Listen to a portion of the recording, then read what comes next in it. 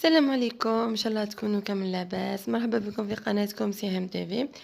اليوم ان شاء الله جبت لكم وصفه تاع اجنحه الدجاج في الفرن. الدجاج يجي طايب زبده ويجي بزاف بنين بواحد لا ماريناد.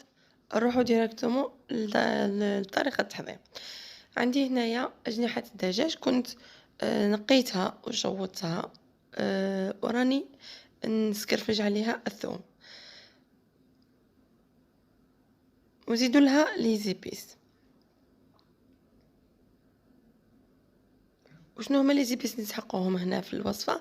نسحقوا فلفل عكري باش تعطي هذه التحميره الشابه، وزيدوا لها فلفل كحل،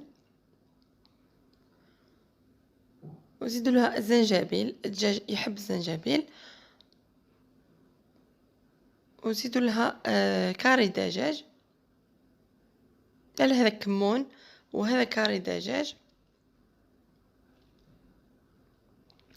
والملح بيان سور.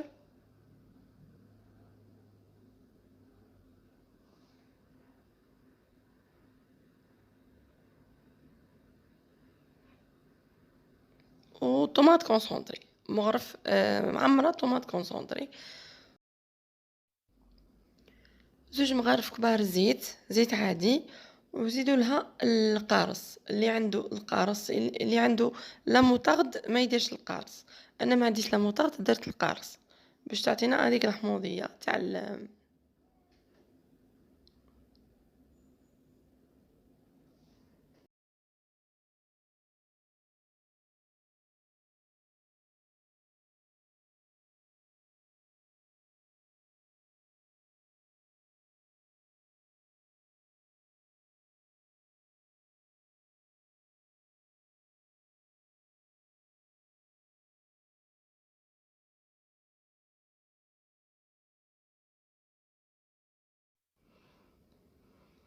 ونخلطوا كل شيء مع بعض، ونكونوا ديجا موجدين، مشعلين الفور تاعنا وموجدين المول، دايرين فيه البابي كويسون باش ما تلصقلناش البطاطا تاعنا.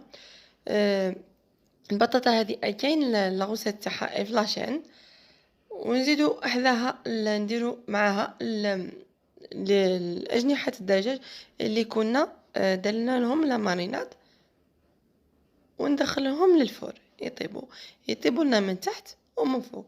ما نشعلوش الفوق تاعنا مليح، نقصوا لها النار شويه باش يطيب لنا من داخل. بعد ما يطيب من داخل نشعلوا لها من فوق تتحمر لنا. نستفوا الدجاج تاعنا كيما راه موضح في الفيديو، ما نحطوش هذه فوق هذه باش الاجنحه تاعنا كامل طيب.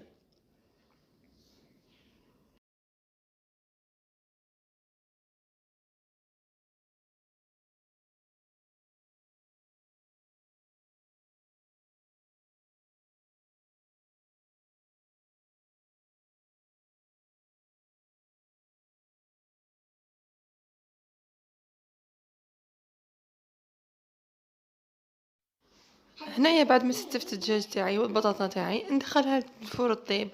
هنايا كانت طابت وخرجتها هنايا كانت بزاف سخونه. شوفوا كيفاش خرج الدجاج هذاك تحمر لي من فوق مليح، والبطاطا ثاني تحمرت. الدجاج طاب من داخل، طاب زبده، خرج ما شاء الله. ان شاء الله تجربوها وتنجحوا فيها. الى فيديو واحد اخر ان شاء الله. سلام.